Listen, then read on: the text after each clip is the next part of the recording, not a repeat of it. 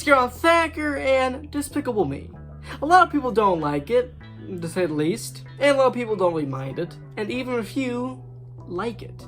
Now you guys might know, I have an interesting history with this franchise. Now of course, I have grown up with this franchise. This franchise has created a lot of memories and a few laughs for me.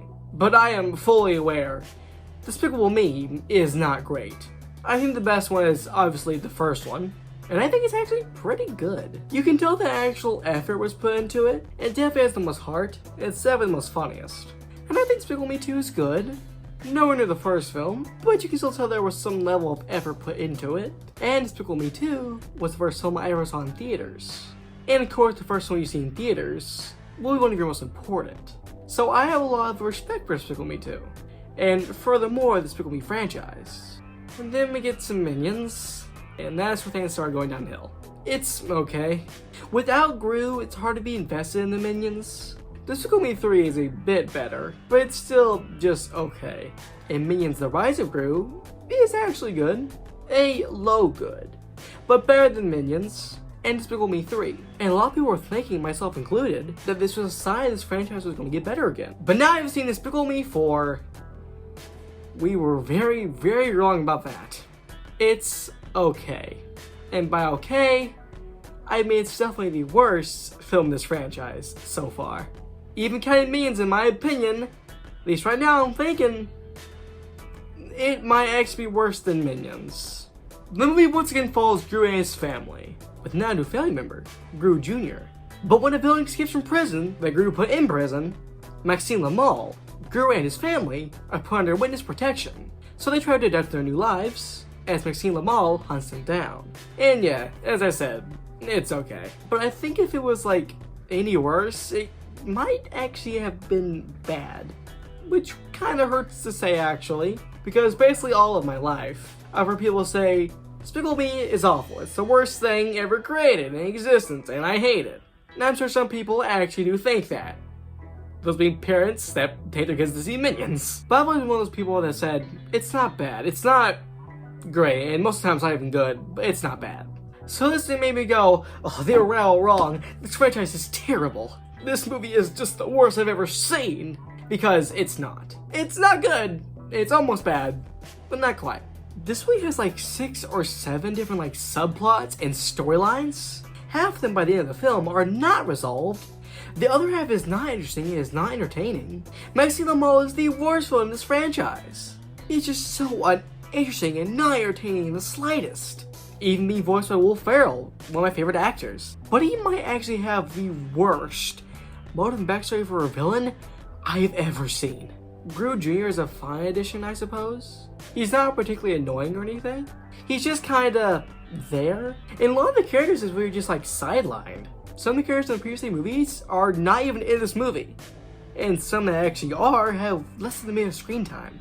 There's a new character named Poppy, which is a kid that wants to be a villain. And when this character was first introduced, I was like, wow, you're making this character as unlikable as possible. She blackmails Gru in order to help her pull off a heist, which will get her into the school of villainy, which Gru also happened to go to when he was a kid, which was never brought up in the previous films, and is almost definitely a setup for Minions 3.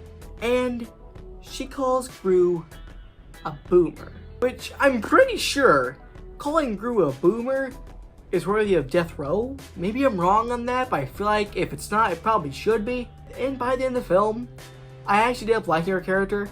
Like, Gru accidentally mentoring her was actually kind of enjoyable, and kind of was like a reverse of Minions The Rise of Gru, with Gru and Wild Knuckles. I'm sure that was not intentional, but something I did notice.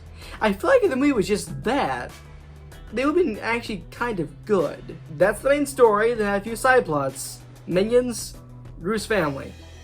That's it. That's all you needed to do with this movie. And you can still have all the new stuff, the villain and Gru Jr., but it's become very obvious that Illumination has no idea what to do with this franchise. It's obvious they can't come up with a plot that's good enough for 1 hour and 30 minutes.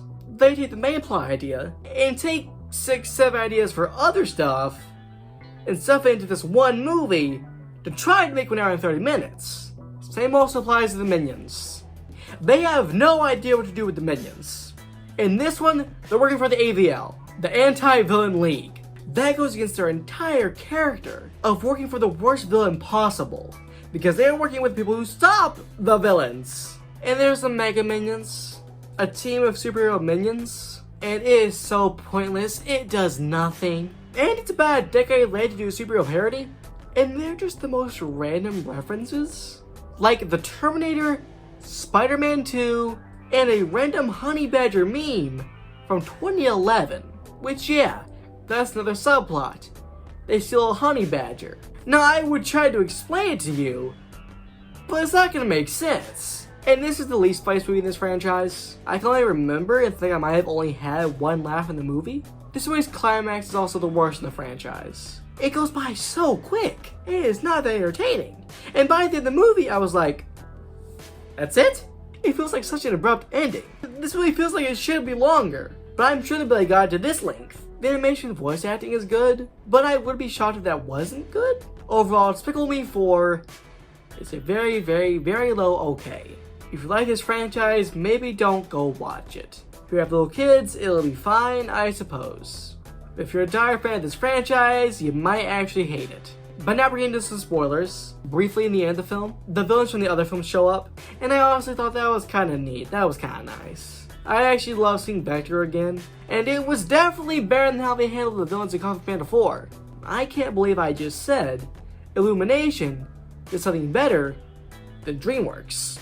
And the cover of Everybody Wants to Rule the World was honestly really good. It is the best thing about the movie. If I had a nickel for every time the 4th installment animated franchise was released in the same year, both by Universal, that were both just okay, and as the main character cover a song at the end, I would have 2 nickels. Which isn't a lot, but it's weird it happened twice. But yeah, it was okay.